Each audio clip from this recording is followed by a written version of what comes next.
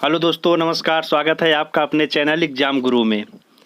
आज एक बार फिर आप लोग के सामने उपस्थित हुआ हूँ पर्यावरण का पार्ट 2 लेकर। पार्ट तीसरा 2 हम दे चुके हैं, तीसरा जिसमें 41 से 60 तक प्रश्न होंगे और सारे प्रश्न पिछली वीडियो की तरह ही महत्वपूर्ण है। आइए बिना किसी देर किए हुए हम लोग प्रश्न संख्या 41 से देखते हैं।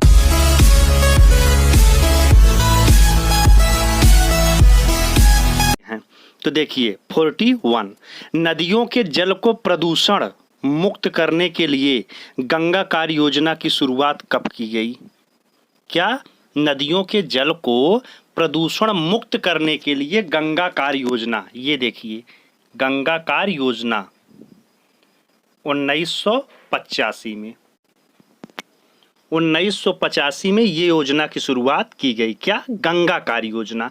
अगर यमुना कार्य योजना पूछे तो ठीक 10 साल बाद, इसी में +10 कर दीजिए तो कितना हो जाएगा? 1995 में। तो गंगा कार्य योजना 1985 में और जमुना कार्य योजना 1995 में। अगर पूछे कि राष्ट्रीय गंगा नदी बेसिन प्राधिकरण का गठन, क्या? राष्ट्रीय गंगा नदी बेसिन प्राधिकरण का गठन कब हुआ? तो वह 2009। क्या? 2009, राइट। गंगा कार्य योजना की शुरुआत 1985 में। अगर पूछे कि गंगा कार्य योजना किससे संबंधित है तो नदियों के जल को प्रदूषण मुक्त करने के लिए, और जमुना 1995 में। और अगर बात करें हम राष्ट्रीय गंगा नदी बेसिन प्राधिकरण की तो यह 2009 में। तो ये एक प्रश्न से हमारे कितने फैक्ट क्लियर हुए? ठीक, आप देखते जाओ नोट। अगर हम प्रश्न लिखा और जितने फैक्ट बताता हूं उसको भी आप कॉपी में नोट डाउन कर लिया करिए, जिससे आपके बहुत सारे नाम है, 20 प्रश्न है लेकिन कम से कम 50 प्रश्न के उत्तर मैं बताता हूं। तो आप जब नोट डाउन करेंगे तो 50 प्रश्न के समथिंग एक वीडियो से आपका तैयार हो जाएगा। आइए नेक्स्ट प्रश्न। चेरनोबिल, क्या? चेरनोबिल परमाणु ऊर्जा संयंत्र में रिसाव होने के कारण घातक परिणाम सामने आए। यह किस देश में? तो यह जो चेरनोबिल परमाणु ऊर्जा संयंत्र में रिसाव हुआ था संयंत्र में, तो यह किस देश में? तो यह यूक्रेन में। कहाँ? यूक्रेन देश में, राइट। तो ये देखिए यूक्रेन में। और अगर एक पूछे कि 3 माइल आइसलैंड, क्या? 3 माइल आइलैंड, तो यह संयुक्त राज्य अमेरिका में यह दुर्घटना हुई थी 1979 में। 1979 में, ठीक है। आप समझिए, फिर से देखिए कि चेरनोबिल परमाणु ऊर्जा संयंत्र में जो रिसाव हुआ था तो उसमें घातक परिणाम सामने आए। तो यह कहाँ हुआ था? यूक्रेन में। कहाँ? यूक्रेन में। कब? 1986 में। कब? 1986 में, राइट। लेकिन अगर 3 माइल आइलैंड कहेगा तो यह अमेरिका में 1979 में, ठीक। और आपको पिछले वीडियो में एक बताए थे MIC, मिक, मिथाइल आइसोसाइनाइट, कहाँ पे हुआ था? भोपाल में। वो भोपाल में हुआ था। तो तीनों फैक्ट समझिएगा, ये यूक्रेन में हुआ है चेरनोबिल, और 3 माइल आइलैंड अमेरिका में 1979 में, और जो अपने भोपाल में हुआ था भारत देश में MIC मिक तो 1984। नेक्स्ट प्रश्न। सर्वप्रथम किस देश में अम्लीय वर्षा दर्ज की गई? तो जो अम्लीय वर्षा होती है सबसे पहले कहाँ हुई थी अम्लीय वर्षा? तो आप याद करेंगे 1972 में। कब? 1972 में स्वीडन में। कहाँ? स्वीडन में, ठीक।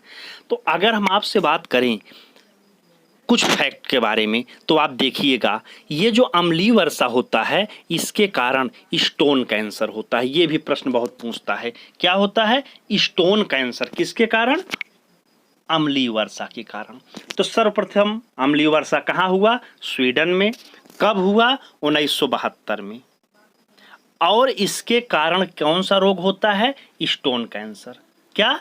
स्टोन कैंसर, ठीक। एक प्रश्न बहुत पूछता है कि अंतरराष्ट्रीय अम्ल वर्षा सूचना केंद्र कहाँ है। अम्ल वर्षा का सूचना, अम्लीय वर्षा हुई है स्वीडन में, लेकिन अगर अम्ल वर्षा का केंद्र पूछता है तो यह नॉर्वे के ओस्लो में है। कहाँ? नॉर्वे देश में ओस्लो, यहीं पे अम्ल वर्षा का सूचना केंद्र है। ठीक, तो ये देखिए, अगर त्वचा का कैंसर आर्सेनिक के कारण होता है, लेकिन स्टोन कैंसर अम्ल वर्षा के कारण, अम्ल वर्षा के कारण स्टोन कैंसर, आर्सेनिक के कारण त्वचा की कैंसर। इतने आपको प्रश्न क्लियर हो गए। सर्वप्रथम अम्लीय वर्षा स्वीडन में कब हुआ? 1972 में। अम्लीय वर्षा का केंद्र कहाँ है? नॉर्वे के ओस्लो में। इसके कारण रोग क्या होता है? Stone cancer. ठीक, लेकिन अगर आर्सेनिक की बात करें तो त्वचा कैंसर। राइट। आइए दोस्तों नेक्स्ट, धान की खेत, धान की खेत, कोयले की खान, आर्द्र भूमि, आर्द्र भूमि, नम भूमि, पालतू पशु के जुगाली स्थान, कौन सी गैस पाई जाती है? तो यह मेथेन पाई जाती है। क्या पाई जाती है? मेथेन पाई जाती है। इसको आप लोग याद रखिएगा, मेथेन। नेक्स्ट प्रश्न, ओजोन को मापने की इकाई क्या है? ओजोन मापने की इकाई जो है यह क्या है? डॉप्सन। क्या है? डॉप्सन। बहुत पूछता है। नेक्स्ट प्रश्न आएंगे हम लोग,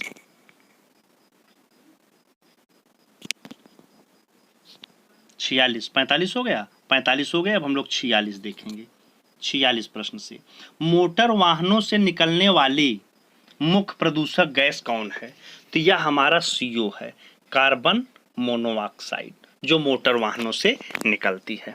आइए नेक्स्ट प्रश्न हम लोग देखते हैं, 47, स्मोक सिटी ऑफ इंडिया। क्या? स्मोक सिटी ऑफ इंडिया किसे कहते हैं? आप लोग बताइएगा।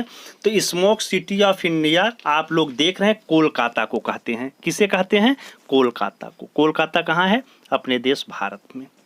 लेकिन एक चीज और समझिएगा आप, कंफ्यूज होने की कोई जरूरत नहीं है कि अगर वैश्विक स्तर पे पूछे, क्या वैश्विक विश्व लेवल पे पूछे कि स्मोक सिटी किसे कहते हैं, तो यह USA का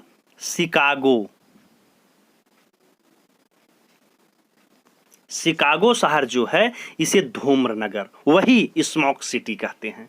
तो समझ गए, smoke city of India, India में पूछेगा कोलकाता, लेकिन अगर वैश्विक स्तर विश्व में पूछेगा तो USA, संयुक्त राज्य अमेरिका का शिकागो।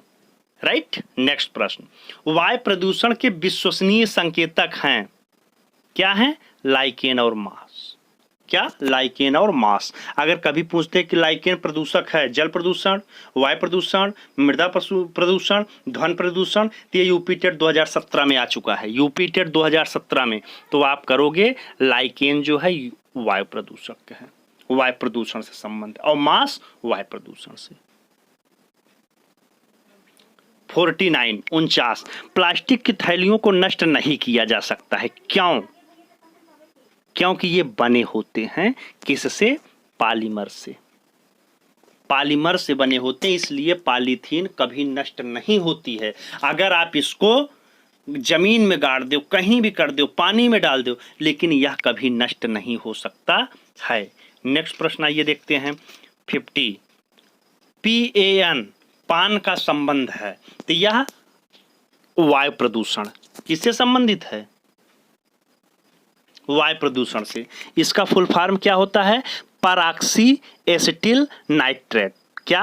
परऑक्सी एसिटिल नाइट्रेट, पान, यह वायु प्रदूषण से संबंधित है। नेक्स्ट प्रश्न 51, ग्लोबल 500 पुरस्कार का संबंध। ये देखिए, ग्लोबल 500 पुरस्कार का संबंध किससे है? पर्यावरण प्रतिरक्षा से। तो यह पर्यावरण प्रतिरक्षा या पर्यावरण के क्षेत्र में ग्लोबल 500 पुरस्कार दिया जाता है। नेक्स्ट प्रश्न 52, ओजोन। ये देखिए ओजोन लिखा है, गलत है, तो ये ओजोन रहेगा। ओजोन दिवस कब मनाया जाता है? तो यह 16 सितंबर मनाया जाता है। कब मनाया जाता है? 16 सितंबर को ओजोन दिवस मनाया जाता है। यह भी प्रश्न एक बार परीक्षा में पूछ चुका है। कब मनाया जाता है? 16 सितंबर को। नेक्स्ट, अपने प्रदूषणों के कारण कौन सी नदी जैविक मरुस्थल, क्या जैविक मरुस्थल कहलाती है? तो ये देखिए दामोदर नदी जो है यह जैविक मरुस्थल के उपनाम से कहलाती है। तो ये हमारा कितना प्रश्न हो गया? 53। अब हम देखेंगे नेक्स्ट प्रश्न, प्रश्न संख्या 54। ग्रीन पीस का मुख्यालय कहाँ है? ये देखिए ये भी प्रश्न पूछ चुका है। बता तो रहा हूं कि सारे के सारे प्रश्न ऐसे ही सिलेक्टेड लिए गए हैं कि ये परीक्षा में आ चुके हैं या इनकी परीक्षा में आने की प्रबल संभावना है। ऐसे ही प्रश्न को हम सेलेक्ट करके इसमें अपने सीरीज में अपने इन्वायरमेंट में रखा हूं, जिससे आप लोग को काफ़ी हद तक लाभ मिल सके। तो ये क्या है? एम्स्टर्डम। एम्स्टर्डम कहाँ है? यह नीदरलैंड में है। वेरी इंपॉर्टेंट, ये भी 17 में पूछ चुका है टेट में। क्या? ग्रीन पीस का मुख्यालय एम्स्टर्डम में है। राइट, आइए नेक्स्ट 55। पारिस्थितिकी की निशे, जिसे आला भी कहते हैं, क्या? आला की संकल्पना को सर्वप्रथम प्रतिपादित किया। तो ये थे वैज्ञानिक पर्यावरणविद ग्रीनेल। क्या? ग्रीनेल यही संकल्पना को सर्वप्रथम प्रतिपादित किए हैं। नेक्स्ट प्रश्न 56। पारिस्थितिकी तंत्र में उच्चतम पोषण स्तर प्राप्त होता है। जैसे पारिस्थितिकी तंत्र है तो इसमें क्या होगा कि निम्न, उच्च, मीडियम। तो जो उच्चतम पोषण स्तर है तो सर्वाहारी को मिला है उच्चतम पे। मनुष्य जो होता है वह सर्वाहारी है। नेक्स्ट प्रश्न 57। एक घास स्थलीय पारिस्थितिकी तंत्र के खाद्य श्रृंखला में घटक का क्रम क्या होगा? तो ये देखिए ऐसे क्रम वाइज देगा तो आप देखिएगा घास, टिड्डा, मेढक, सर्प। तो यह इसी क्रम में रखना है। घास को कौन खाता है? टिड्डा, टिड्डे को मेढक और मेढक को सर्प। तो यह इसका क्रम होगा। ठीक, नेक्स्ट प्रश्न 58। जीव भार का पिरामिड किस पारिस्थितिकी तंत्र में उलट जाता है? क्या? किस पारिस्थितिकी तंत्र में उलट जाता है? तो ये आप देखिए तालाब। ठीक, जीव भार का पिरामिड जो होता है जब जल में देखेंगे तो ये ठीक उल्टा दिखेगा, तो वही कह रहा है कि पारिस्थितिकी तंत्र में उलट जाता है तो तालाब। ठीक, 59। सबसे अस्थाई पारिस्थितिकी तंत्र है, इसको शायद पिछले वीडियो में बता चुका हूं, समुद्र। क्या? समुद्र। आज के वीडियो का लास्ट प्रश्न देखिए, पारिस्थितिकी तंत्र में तत्वों के चक्रण को क्या कहते हैं? तत्वों के चक्रण को क्या कहते हैं? यूपी टेट, यूपी टीटी 17 ये भी पूछ चुका है। 17 में भी, 16 में भी, 14 में भी, तीनों साल लगातार ये प्रश्न पूछा है। Very very important. तो यह जैव भू रासायनिक चक्र, क्या कहते हैं इस चक्रण को? जैव भू रासायनिक चक्र। दोस्तों तो आज इस प्रकार से इन्वायरमेंट के ईवीएस के हमारे 3 पार्ट 60 प्रश्न कंप्लीट हुए। आपको यह वीडियो कैसा लगा? अगर आपको लग रहा है कि हमको इससे कुछ लाभ मिल रहा है तो आप इसको लाइक करिए, सब्सक्राइब करिए और अपने दोस्तों में शेयर करिए। अब मिलते हैं अगले पार्ट के साथ अगले दिन। धन्यवाद।